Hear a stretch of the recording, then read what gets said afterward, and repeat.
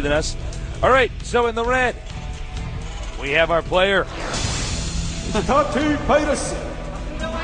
Not the most epic introduction. No, not enough time. And in the blue, the IEM champion, also a huge player in the GSL Team League. Tati Ace. Not just the IEM champion, but the IEM world champion. Yep. Which is a pretty big deal. This is actually a totally legit, awesome tournament. So, you know, we got to kind of give him the kind of respect, I think, that we give Genius for winning BlizzCon, another World Championship tournament. He gets the Tastos' signature of approval. Yep. Ace, very strong player, but this is going to be a pretty difficult map for him. He's definitely going to want to win this and go on to Game 3. Scrap Station, you have to be very careful about drop harassment here. Yeah. Terrans with drops can get very, very annoying. Of course, Banshee harassment can be nice as well, but you really have to just spread out your units just right on this map.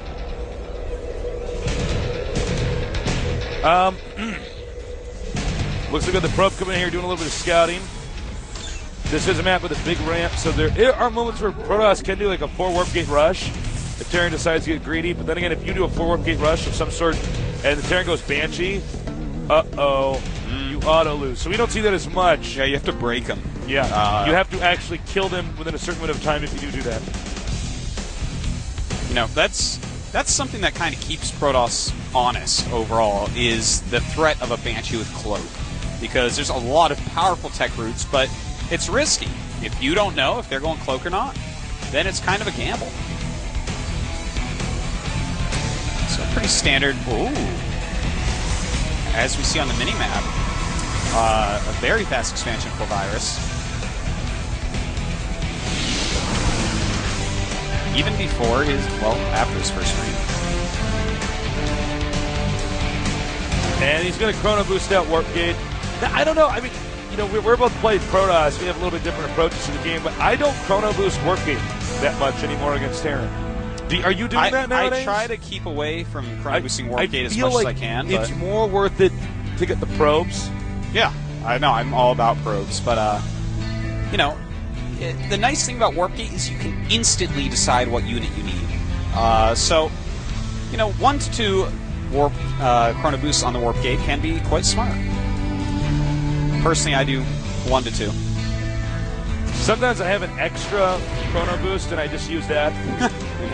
Well, I just think, I'm like, well, there's this extra, you know, Chrono Boost. I don't really need to get this unit out, so I kind of use it on the Warp Gate. But I know maybe I should stockpile that for my expansion Nexus. It really matters what build you're doing, I think. Well, it is a 1 gate expansion. It's a 1 Rax expansion. Of course, the 1 Rax expand going up way faster. Is economy going to be better for a while? Going into 3 barracks play. Just very standard, very solid. And I expect to see Virus Tech from here.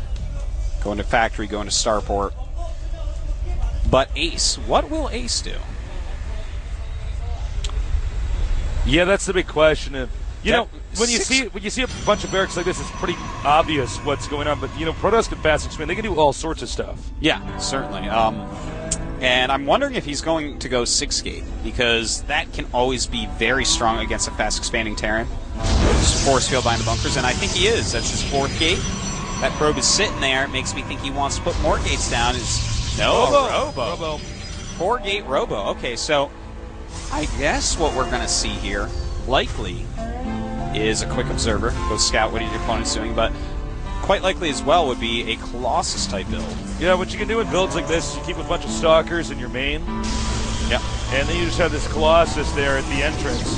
And both of the entrances that head towards the Protoss' base, whether it's that bridge through the center of the map where you have to destroy those rocks, or you know, the long way to go around, the Colossus can do a lot of damage there. Mm-hmm. It's, you know, one thing that I personally am not crazy about if I'm playing Terran on this map is investing a lot in a Medic Marine, because, you know, M&M, you know, Marine Marauder Medic, because that is only good if you can surround it or get a flank. And I mean, this is a map that's basically a series of it can be quite hard. You have to make quite an interesting arc and kind of play a very passive style if you want to surround Protoss here.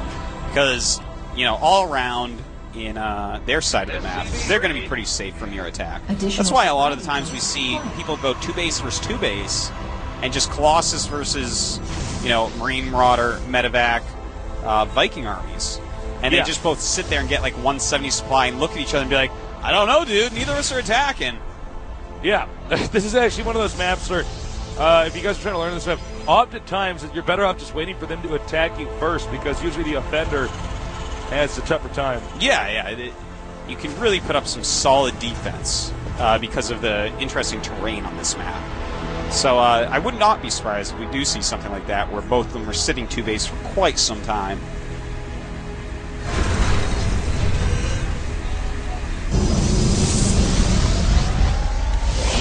All right, so he's going to go for 2-base Colossus. You really can't blame the Protoss for going 2-base Colossus on this map. It can defend pretty much everything. Yep. You just kind of sit there, and if your opponent gets overzealous and attacks into you, then you can definitely take it out.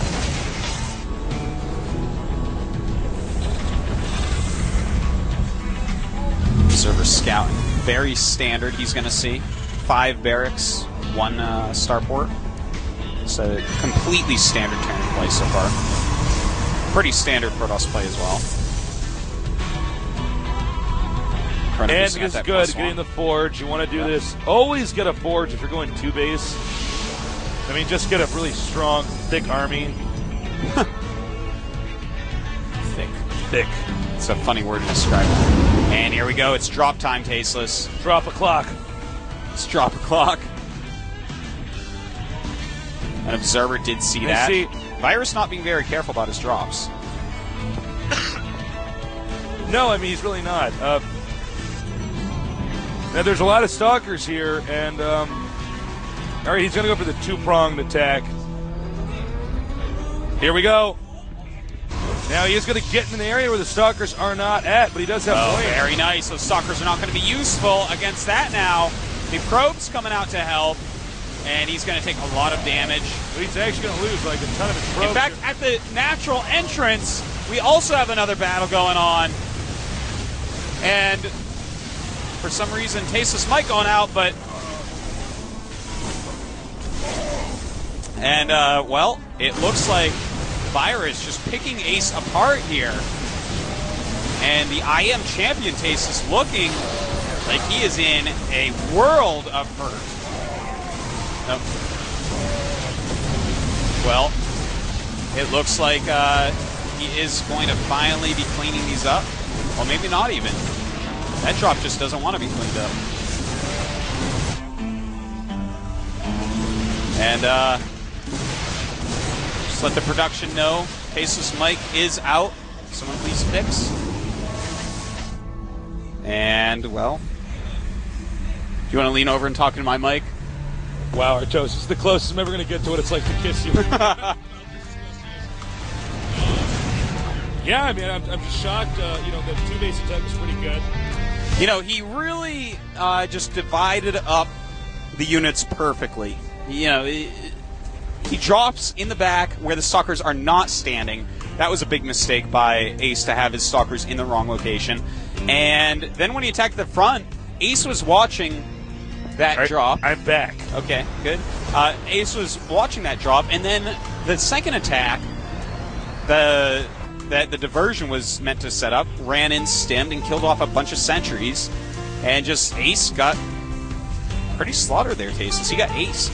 Well, I got to say, that's actually very hard to deal with.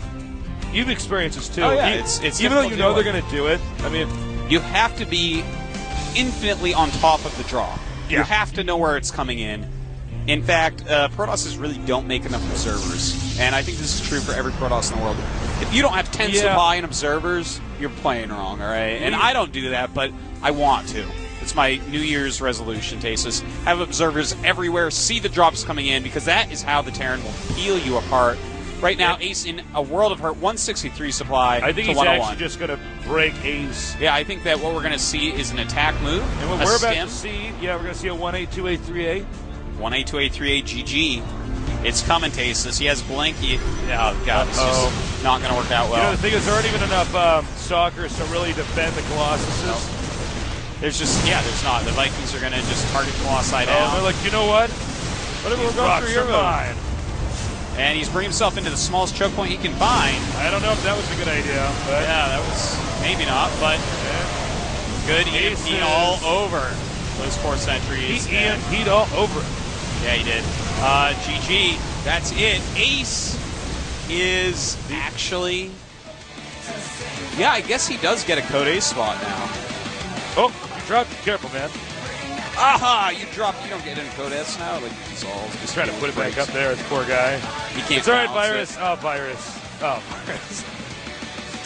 Now it looks like a goblet, a CGSL goblet. I drink the blood of nerds from that. Well, Ace is I am champion. Code A. Tasis is gone.